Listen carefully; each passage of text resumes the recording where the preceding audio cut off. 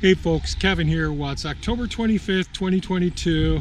We've been blessed that we've had about a week, or what we will have had a week in a couple of days, of pretty decent weather, which has allowed us to get a lot done over here in the Western Garden Plot. And I thought what I'd do today is show you what the plan is at this point. Now, so far, we have the blueberry beds. We have 1, 2, 3, 4, 5 blueberry beds. There still has to be a little more work done on the blueberry beds. Boy, I didn't realize the camera was up there so high. So we have the several blueberry beds here. These two we just transplanted earlier within the last week. These ones we grew up from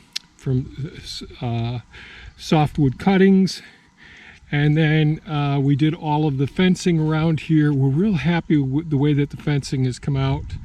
We have wider pathways to work down in here. We're going to be doing drip irrigation for the honeyberries all around the sides here, just like we have for the blueberry plants. We expanded the area some so that it's easier to work around and walk around in here. And so there's more of the honeyberry plants all around in here. So real happy with that. So now the plan is, how are we going to deal with getting the thornless blackberry plants up here? Because the deer just gobble them right down up front. They just love them. It's become a real staple for them. So what I decided to do was, here in this section, what we've done in the past is we've used weed mats that we love here, and they're 3 foot and 4 foot are the dimensions of the weed mats that we've been using in all of our garden beds. And what I decided to do was get some 5-foot weed mats. They'll be coming today. And I laid some stakes down the other day where we'll have the rows of the thornless blackberry plants.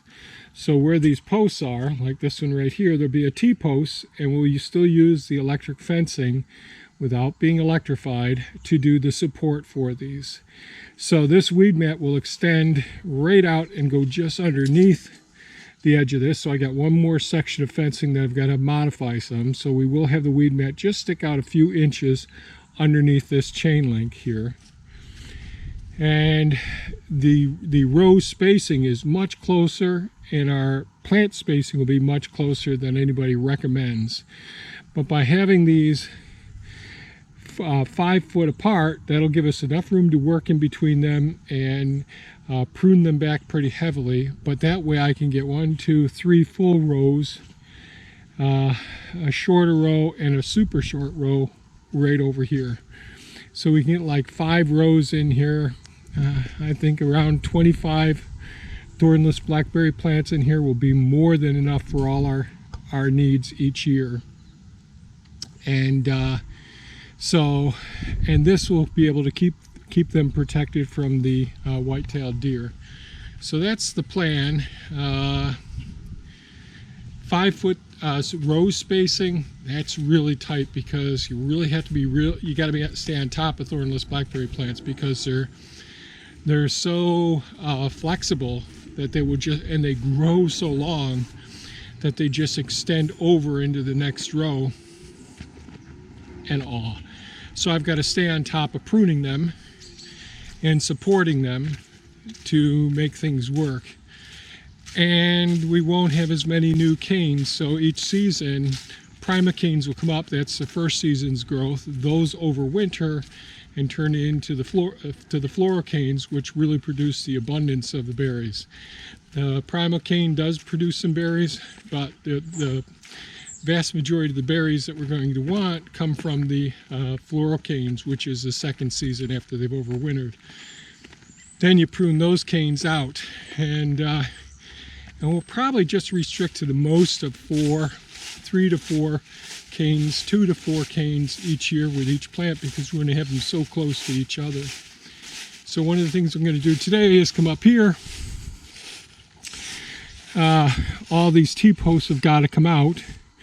I'll only start this today, and as you can see, here's one of the thornless blackberry plants here. The deer just gobble these right down.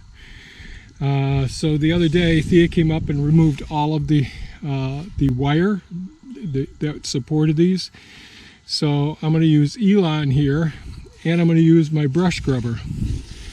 Now the brush scrubber is really designed for, so this is a brush scrubber right here. And